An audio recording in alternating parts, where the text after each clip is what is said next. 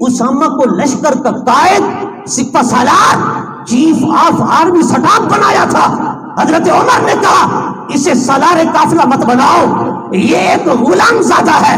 بڑے بڑے قریشی ہاشمی اس کے ماتحتی میں کام کرنے سے شرماتے ہیں، وہ کہتے ہیں ہمارا سپہ سالار، ہمارا چیف آف آرمی سٹاف حضرت اسامہ ہو۔ بڑے قریشی ہاشمی نسل لوگ نوجوان ہیں، انہیں بنا دے، کسی کو بنا دے، پر اسامہ کو ہٹا دے۔ حضرت صدیق اکبر نے کیا فرمایا؟ حضور کے وصال کے بعد یہ فیصلہ بھی صدیق اکبر کا بڑا قابل توجہ ہے، اتباع رسول، اطاعت مصطفیٰ کا یہ کرشمہ بھی ہے اور اعلیٰ نمونہ بھی ہے کہ حضرت صدیق اکبر فرض تو فرض رہا، واجب تو واجب رہا، ضروری تو ضروری رہا۔ ایک عام حربی جنگی فیصلہ تھا رسول اللہ کا، حضرت صدیق نے اس کی بھی اتباع کر کے امت کو بتا دیا ابو بکر مصطفیٰ کے قدم سے ایک قدم بھی ہٹنے والا نہیں۔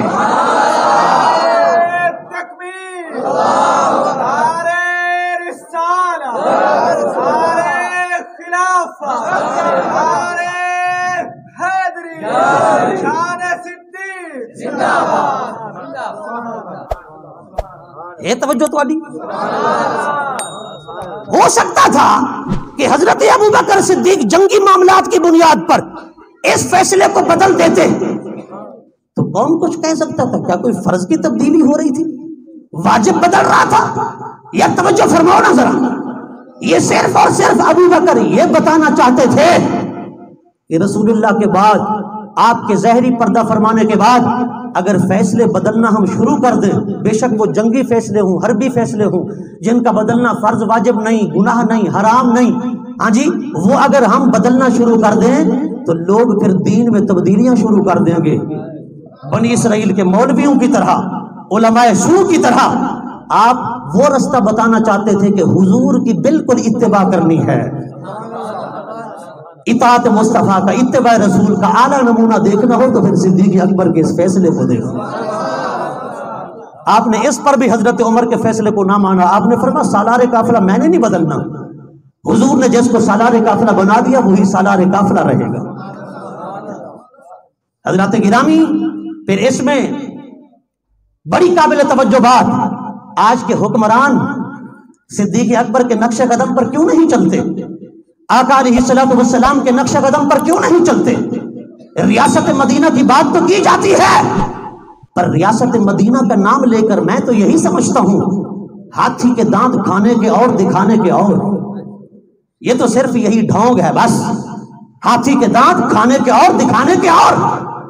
کہ ریاست مدینہ میں یہی تھا کہ ایک ماں اپنے 3 بچوں کو مارنے کے بعد خود بھی خودکشی کے لیے تیار ہو جائے، خودکشی کی کوشش کرے، لیکن ریاست مدینہ کے سربراہ کو اور اس کے وزیر وزراء کو چوں تک نہ لیے۔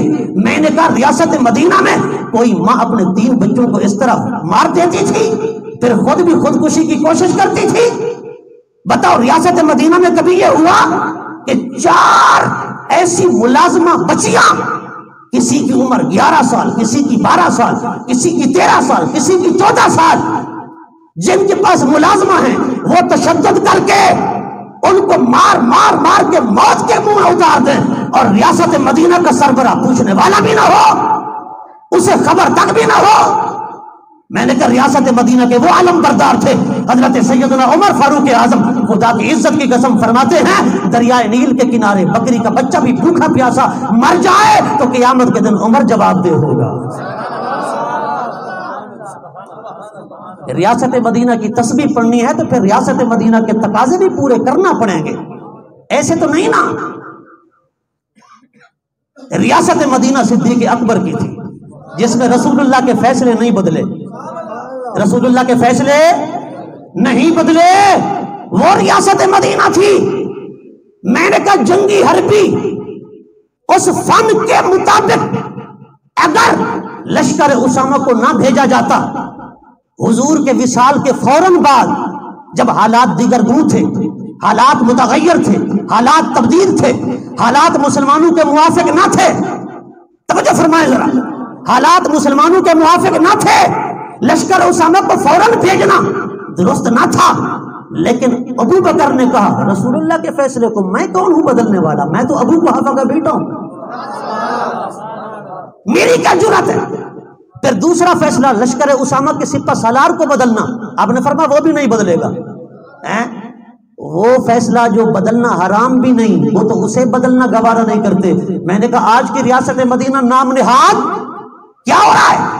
قرآن کہتا ہے طلاق یافتہ عورت کی عدت ہو یا وفات والے شوہر کی بیوی ہو، یعنی وفات کی عدت ہو یا طلاق کی عدت، اس کے گزرنے سے پہلے، عدت پوری کرنے سے پہلے وہ عورت کہیں بھی نکاح نہیں کر سکتی، اگر کرے گی تو حرام ہے، ایسا نکاح کرنے والا زنا کا مرتکب ہے۔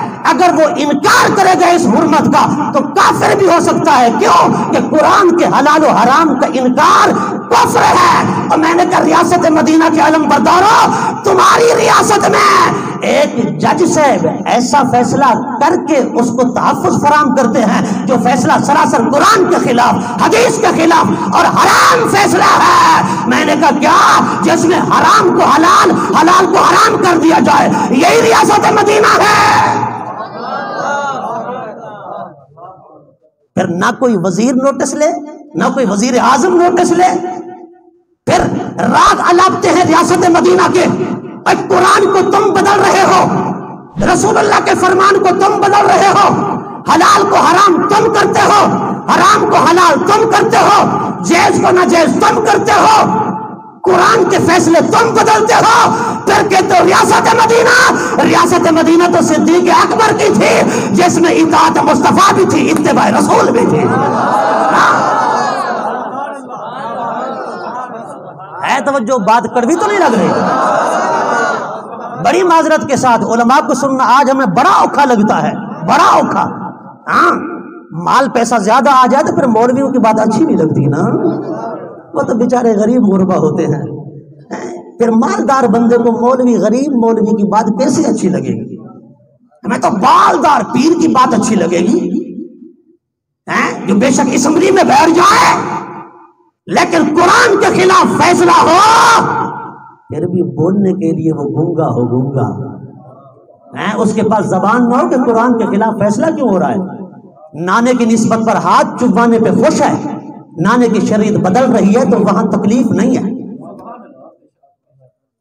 نانے کی نسبت پہ ہاتھ چمبا رہا ہے، نذرانے لے رہا ہے، بڑے بڑے القابہ اور نسبتوں سے پکارا جا رہا ہے، لیکن نانے کی شریعت کی دھجیاں اڑ رہی ہے، وہاں جو تک نہیں ریگتی ہے۔ اور میں نے کہا یار کیا نسبت رسول پر صرف اترانا اور فخر کرنا ہی کافی ہے، یا رسول اللہ کی نمک حلالی بھی کریں گے کہ نہیں کریں گے؟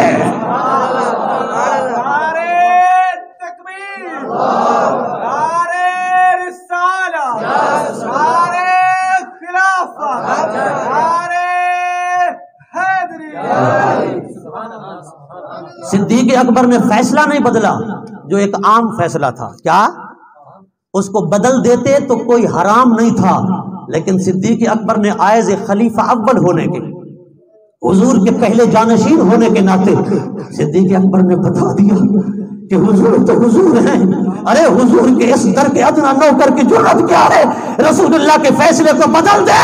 ہم تو رسول اللہ کی نسبت سے صدیق بھی ہیں، فاروق بھی ہیں، ذوالنورین بھی ہیں، حیدر کرار بھی ہیں، غوث بھی ہیں، قطب بھی ہیں، ولی بھی ہیں اور سید بھی ہیں، مسلمان بھی ہیں۔ یہ درد پیدا کرو، سب کچھ حضور کی نسبت سے ہے، در دل مسلم مقام مصطفیٰ، آب روئے مازنام مصطفیٰ، اور حضور کے فیصلوں کی قدر کرو، عزت پالو گے، سرکار کے فیصلوں کے بدلو گے ذلیل ہو جاؤ گے۔